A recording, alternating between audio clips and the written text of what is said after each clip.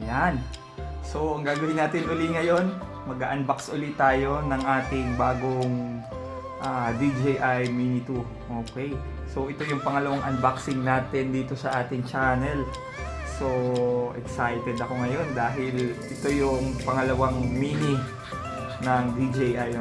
So, binuksan ko na yan dahil excited ako nung nakaraang gabi na dumating to. So, eto. So, tingnan muna natin uli yung specs. Okay. So, yung specs niya ay ultralight foldable. Ayan, 249. Yan naman talaga yung ano niya. Yan talaga yung weight niya kasi hindi nila pwedeng tanggalin yan sa Mini 2. Okay, yung kanyang flight time, 31 minutes dati. Yung Mini 1 ay 30 minutes lang. So, ngayon ginawa ng 31. Ang laki ng pagbabago. So, naka-OcuSync na siya, 2.0. So, 10 kilometers na. Dati ang kaya niya lang ay maximum of 4 kilometers. Pero ngayon, wow na wow, 10 kilometers na oh. So, mas malakas na rin yung kanyang motor, no? So, ang wind resistance niya, level 5. Yung 8.5 to 10.5 meter per second ba to? Basta yan. So, ganun pa rin access at yung kanyang 4K video dati 2.7 lang, ngayon 4K na. At saka meron siyang panorama, quick shot at top 1 videos. Okay, so ating bubuksan na yung ating Mini 2. So dati yan ay Mavic Mini 2, ngayon pinalitan nila yung naming, no? Ginawa nilang Mini 2 na lang. Bakit kaya? Yun ang hindi ko rin alam. So buksan natin. Wow! Wow! Bago na rin yung box niya. Dati yung box niya ay yung kulay gray na parang touchy case. So ngayon ay parang na siyang lunchbox. Sabi nga nung asawa ko, lunchbox daw to eh. So okay, tignan natin yung ating Mini 2. Oops. Okay, bukunin muna natin yung iba. Okay, yung ating unang pinakuha ay itong kanyang controller. Wow, ang laki. So, mas mabigat to kaysa dun sa naunang controller, no? Dahil yung unang controller, yun ay controller pa ng mga Mavic 1, Air, Mavic 2. Yung Air 2, simula ng Air 2, ganito na yung controller, no? Hindi natin alam kung magtutuloy-tuloy yung ganitong controller. Pero, ang laki niya, masyadong bulky para sa ating Mini.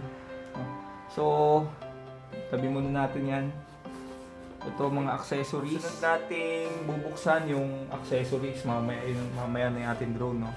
So, ito yung laman ng accessories. Uy. So, ito, no? Ang mga laman nito ay ito yung kanyang charging hub, no? So dati yung kulay niya kulay black, ngayon ay gray na. At ang sabi nila dun sa ibang review ay mas maliit ang capacity nito pero mas mataas ang 31 minutes na kasi ito eh, yung dati 30 minutes lang eh. So mas maganda na siya kasi dati kapag binuksan mong ganun, ang hirap tanggalin. Ngayon saglit lang yun. Ayan, so wala pa siyang charge. Charge muna natin. So tatlo siya dahil naka-fly more combo tayo. Next ay yung kanyang power brick, 18 watts. Ayan, fast charger. At yung kanyang mga cables. Ayan, mga cables. Ayan, so yun lang yung laman. At next ay ito, hindi pa nabubuksan, ito yung manual na hindi na binabasa. Ayan, so lagi yan kasama yung silica gel. At meron pa dito eh. Ayan, so ang ganda ng pagkaka-package ng mga libreng propeller. Ayan, yung libreng controller stick. At meron libreng screwdriver para sa paglalagay nung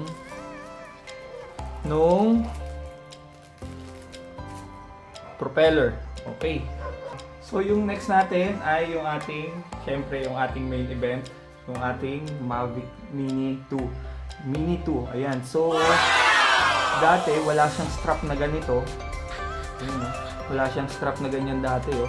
Pero ngayon, meron na silang free na ganito pag naka Fly More combo. Pag sa standard lang, wala silang binibigay na ganito eh. So, mas maganda pa rin na kunin nyo yung Fly More combo.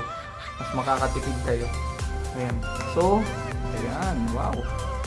At yung kanyang dulo, yung tip ng kanyang propeller ay kulay orange na. Para siguro kung may mini 1 ka, hindi sila magkakapalit at hindi ka magkakamali. Ayan o. So, bagong bago o. Ayan o. Oh. Okay. So, mini 2. Ano bang pinagkaiba nito dati sa mini 1? No? Pares. Ayan, ultralight 249 grams pa rin. Ito, meron na siyang LED dito sa meron na siyang ilaw. So, wala pa ng battery to. At hindi pa natin nagagamit, no? So, i-charge muna natin at pagkatapos nun, makipapakita ko sa inyo uli. Ayan, no? Type C na siya. Type C dati, micro USB lang yan. Yan, yung kanya